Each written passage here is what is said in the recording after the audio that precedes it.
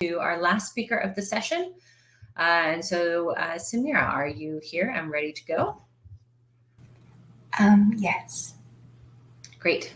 Do you want to turn on your camera or do you want to stay off? Yeah, I will turn it on. Okay. Fantastic. Okay, and so we'll share screen and then we'll get going.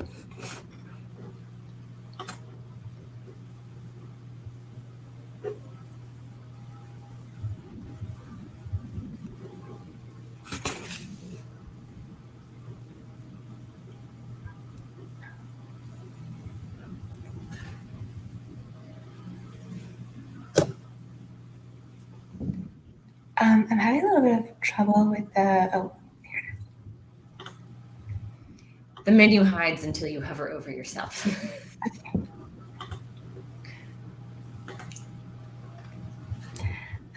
There we go. Looks beautiful. All right, take us away. Wonderful. Okay. Hi, everyone. My name is Samira, and I'm a student at Yale in the KAYE LAB. And today I will be presenting our results from two-photon imaging of norepinephrine and cell firing in the mouse prefrontal cortex. So norepinephrine is an arousal-related neuromodulator, which is released from neurons of the locus coeruleus that project up to higher brain structures and that have their nucleus in the brainstem. And norepinephrine is released via volume transmission, which means that it's released extra-synaptically via vesicle exocytosis on different locations of the locus coeruleus axons. And previous research showed that norepinephrine is released homogeneously within the prefrontal cortex. But recent studies have been showing that norepinephrine release can be heterogeneous and spatially localized. So we are interested in studying spatially localized norepinephrine release because it has important implications for different behaviors, such as selective gain of attention. So this study by Mather and Klewitt in 2016 showed that during arousal, norepinephrine can lead to spatially localized hotspots where neurons are especially active, and that those are involved in attention to high salience targets. So our hypothesis is that norepinephrine is released heterogeneously across the prefrontal cortex. And we think that the mechanism that's underlying this heterogeneity is differential recruitments of different subsets of norepinephrine release and reuptake sites over time. So the method that we use to get at our hypothesis is two-photon imaging. This data set was collected by Neil Savalia in the Quan lab at Yale. And so basically the way that this works is we use two constructs to infect the mouse's prefrontal cortex. And we have one red calcium sensor and one green norepinephrine sensor. And then we have our two-photon microscope come in and excite both of our fluorophores. And then we're able to gather data from both our red channel and our green channel. And as a result, we'll have fluorescent recordings of both norepinephrine and calcium activity. And then we're able to go into these recordings and extract fluorescence time series from locations that we're especially interested in. And for the analysis of these time series, we use primarily generalized linear modeling and optical flow.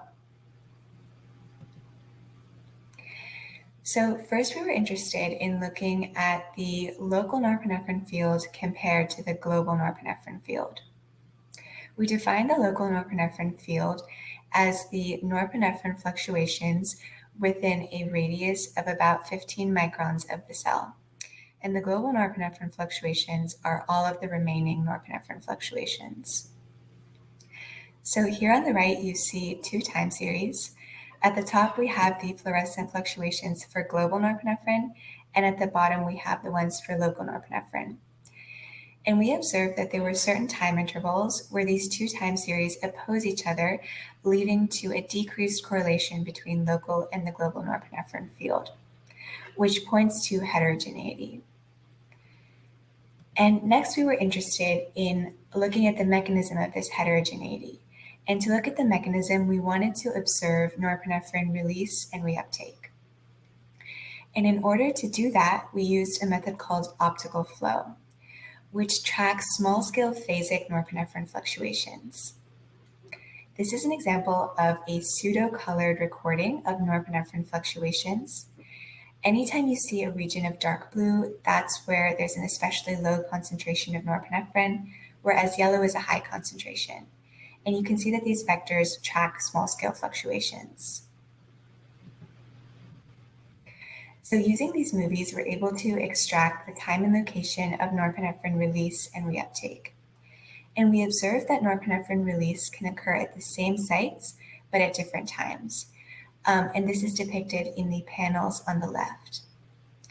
And statistically, we were able to verify this observation by showing that release and reuptake are spatially highly correlated, but temporally anticorrelated, which indicates that release and reuptake occur at the same sites, but at different times.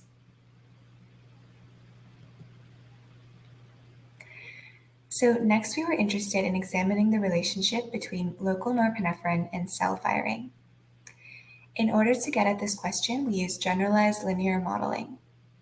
We fitted models predicting cell firing, and we used local norepinephrine and global norepinephrine as predictors. In the schematic in panel A, you can see the local norepinephrine is again the radius of 15 microns around the cell, whereas the global norepinephrine is the remaining fluctuations. And within our model, we also accounted for the relationship between local and global norepinephrine, because there are times when these two time series are correlated. And we fitted these models to 83 different cells, and what we found is that local norepinephrine positively predicts cell firing, whereas global norepinephrine does not.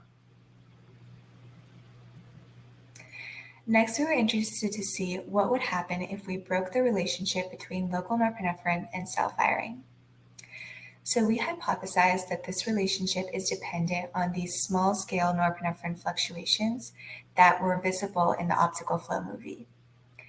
And we wanted to remove those, and we were able to do that using a drug called desipramine, which blocks norepinephrine reuptake and causes the accumulation of norepinephrine in the brain, which subsequently takes away those small-scale phasic fluctuations. So when we repeat the modeling procedure under the influence of desipramine, we see that local norepinephrine is no longer a significantly positive predictor of cell firing, which confirms that this relationship is dependent on those small-scale phasic fluctuations.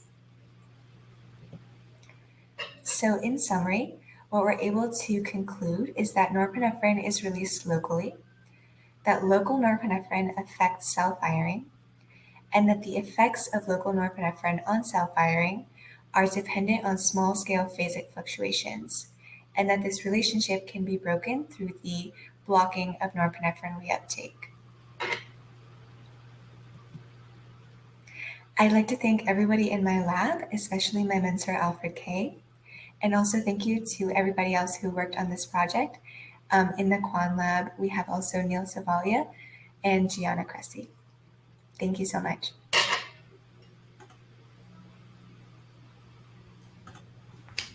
Well, I will clap for everybody. Thank you very much, Samira. This was really interesting. We actually have a lot of time for questions. So I will kick us off with a question, actually. So you're recording from PFC, Yes. Is that right? No. Where were you recording? Yes, PFC. So do you feel like this relationship between phasic-dependent local norepinephrine release and the firing rate of neurons is unique to the PFC, or is this kind of a general rule that we might find everywhere in the brain? Do you have any thoughts on that? Yeah, for sure. So I think that there's been previous research that shows that the norepinephrine transporter is expressed in different levels and different layers of the brain and in different regions. And I think that the PFC, or especially the region that we recorded, is a region where there's a relatively low density of those norepinephrine transporters, which kind of allows for these pinpoint release and reuptake sites to dominate the fluctuations. And so I think that in different brain regions, depending on the expression of this transporter, there might be different fluctuations that we observe. Great, thanks. We actually have another question already. Brad, who is one of our Neuromatch organizers, Brad Weibel, is asking, do you think the local fluctuations are driven by local activity, or are they driven by norepinephrine heterogeneity? Could I clarify? Do you mean like local, if they're driven by local cell activity, or if it's driven by the norepinephrine field? Oh, that's a good question. Brad, can you type in the chat what your local cell activity? Oh, okay. That's a really good question. So I'm actually not sure. It would be really interesting to see how the relationship is in reverse. So I would be really interested to see how cell firing affects the local field. The way that we did it and kind of like the direction that we were looking at is that this heterogeneous field is just kind of created by heterogeneous release, and then that acts on the cells. But I'm sure that the relationship is somehow also reciprocal, and that cellular activity influences the norepinephrine field as well. Fantastic, thank you. We have another question here from Ning, who is asking, why was 15 microns chosen as the criteria for local norepinephrine activity? Have you looked at other radii? Oh yeah, that's a really good question. So we chose 15 microns because we actually looked at like basically every other radius up to around 100 microns. And we found that the significance of the local field drops off at like around 30 microns. So 15 was just like a happy kind of like medium within that region. But yeah, we definitely have looked at other radii. And what we found is that basically like at 30 microns, there's this really sharp drop off. And beyond that, it's like no longer significant. But up until 30 microns, basically any radius that you use gives the exact same results. Very interesting. Thank you. All right, let's do one more.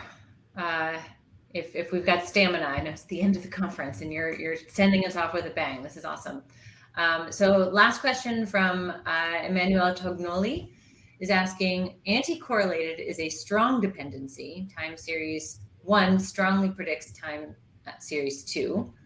Plain correlations do not make justice to them. Have you considered metrics and theoretical concepts like bistability and metastability? Bistability and metastability, I cannot say that I have. Yeah, no, we were looking at very like simple correlations, but I would definitely love to go back and maybe try something more sophisticated on that, because I do think that the relationship between local and global norepinephrine is very sophisticated. But yeah, for now, we were just doing simple correlations. Fantastic. Well, I hope that you guys then can continue the conversation offline. So as a reminder, our Discord server will stay open for the foreseeable future. So I want to thank all of our speakers for this last session. This was fantastic. Thank you to everybody.